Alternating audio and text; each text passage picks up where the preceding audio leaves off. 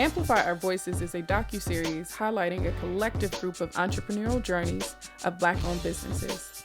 In these colorful and raw dialogues, each business uniquely details their individual challenges, lessons, and triumphs of navigating their respective ventures.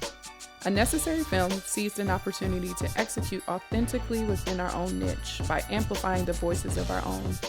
Our goal in this series is to promote our peers in the most genuine and intentional manner. Amplify strives to not solely just support Black and brown businesses, but to share their stories in our own way.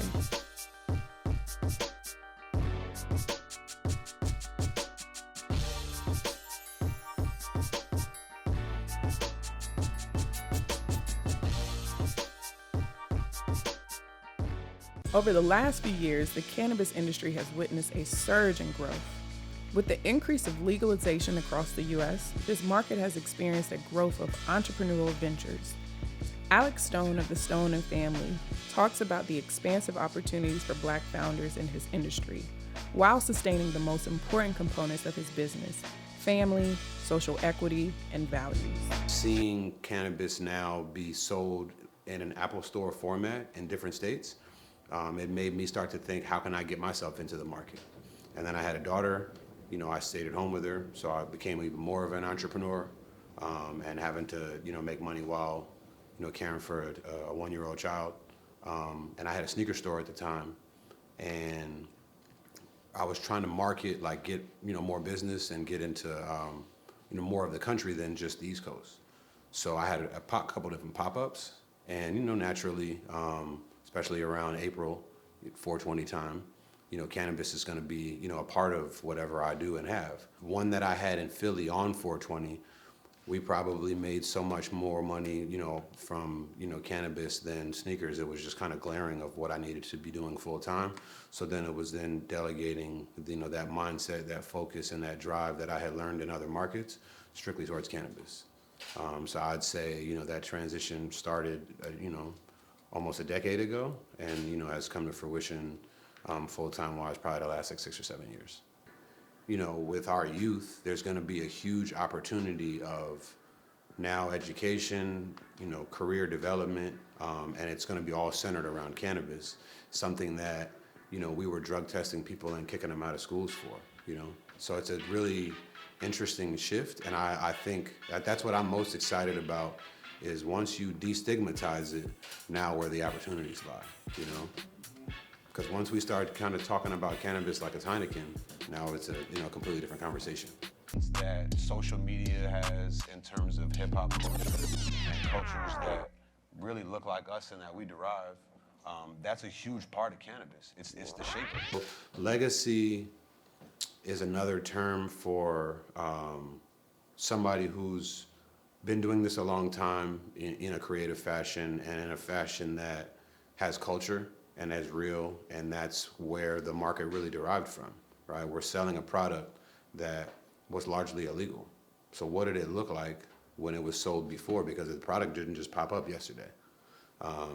So, legacy comes from that, and then carries through, how it's transitioned into the legal market, right? So now if how I used to buy weed, from, in a backdoor alley conversation, right? Now looking at where weed is sold and it looks like an Apple store, where does that transition lie? And where do we fit in that conversation? Legacy is not just somebody that was able to acquire a license and was able to just now sell weed legally, right? It's somebody that has kind of been doing it. Kind of in any other industry, things on your resume would constitute you having experience, which would also birth opportunity for you to be catapulted and move forward in a career, right? So cannabis should be the same way. I think legacy is a way to term and carry that through. Welcome back to this week's episode of Green Enterprise, a partnership between my company, Digital Venture Partners, and Black Enterprise Magazine, where every week I have a conversation with a prominent Black executive in the cannabis space that's found success, but more importantly, is figuring out ways for more Black people to come into the space and find a sustained position in our industry. Today I have with me Alex Stone of Stone and the Family Cannabis Company, a gentleman that I was fortunate enough to meet in Las Vegas Was really impressed by your knowledge, your understanding, and your insight into the space. So I'm excited to have you on today. One of the biggest misconceptions that people don't understand. So then when they come into cannabis, they think the only avenues of entry are cultivation, retail, and or wholesale, right? Or delivery. And it's like, bro, there are so many other aspects that touch this plant that have way less startup costs. We're in the business of growing weed, right? And creating brands. So scale looks like creating more subsidiary and sister brands, i.e. opportunities for others that look like me within my team, or, you know, new people that I meet and find opportunities with.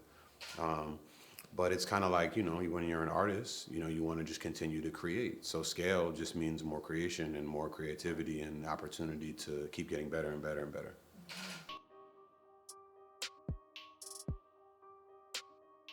Opportunities and doors open and close, you know, and opportunity is here, but the education isn't there. So you have people learning while opportunities are happening in real time. And I think that there's a divide of like who owns and has the real experience and knows where the trap doors are, you know, like it's almost like before there was GPS, you had to lean on like who could read a map or who knew their way around, you know? That's kind of what's going on. The individuals who have the keys to the doors can really open them for others, then I think that things will be fair and equitable. Stoner, stoner, smoking that gas, I'm a stoner. Stoner, stoner, blunts back to back, I'm a stoner. Stoner, yeah, yeah. Man, spark that blunt back up, man. Yeah. She like that Brazil, you too trill. Bad bitch, she popped 2 pills.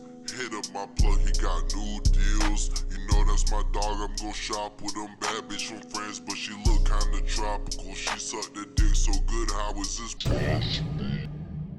We're dealing with medicine that requires love and care and, you know, a bunch of other things in the cultivation side, right? So to be able to achieve scale and to be able to go from 4 plants to 8 plants to, you know, or you're looking at lights, right? And you're burning, you know, 20 lights to 40 lights to 100 lights, right? Like to be able to scale your operation, you have to take heed to how that plant responds.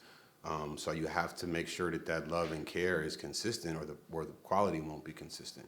Understanding as an investor that, hey, figuring out these nuances take time. But if we're moving and then there's also the aspect of the law is constantly changing, and that's going to also create some hurdles, right? So to be able to really be structured properly and be good stewards of the opportunities that we're going to have and carry them forward, they have to be understanding, and it can't just be a square business of it's cut and dry like this, and these are my expectations and these are my deadlines, because some of those deadlines are blown and it's not you or I's fault. It might be, you know, the legal side of it. You know, like people don't understand, you know, it's horticulture. So you're harvesting a product that has to be inspected before it's given out to people. Inspection may take a certain amount of time that we thought was 30 days or we thought was 45 days, but now it changes our business plan if it took 4 months. As Black cannabis companies grow, the call for social equity and increased diversity efforts rings loudly. I'm always building a team. You know, I own my company outright. So I'm looking to share, right? Because I can't do everything. You know, one of the things that I've learned is, you know, when you kind of like are hustling out of desperation, right? It creates a mentality that you can't fit in life, right? So that's kind of like one of the things, you know, to be candid, that I'm struggling with and dealing with now is like continuing to maintain a social life. You know, I've learned that I can't do it all, and it takes a team to put people in place, trust people. So, you know, I'm looking for the right individuals, you know, people that our interests are mutually aligned and our ways of thinking or our ways of being, let's say, are mutually aligned, and to seek out opportunity to be able to grow and scale. Most states don't allow you to be vertically integrated, right? So I grow weed. My company, you know, grows weed. So we create brands, but then we have to partner with people that can sell weed. or can process weed and create products like live resin and rosin and some of these concentrates that are also sold on a retail format, right? So that requires more people within the organization and the team. I sit in the role that I sit, but I know enough to know I can't sit in every seat, you know? So I do need team members and, you know, trusted people to do business with, you know, to create things with. You know, if sometimes like you might find something that is dope, but it just doesn't work for you, but it might work for somebody else, you know, to feel comfortable getting to know us and what we're about, to be able to make that recommendation. Because that's how true things grow organically and how you have sustainability, and that's what we're looking for, you know?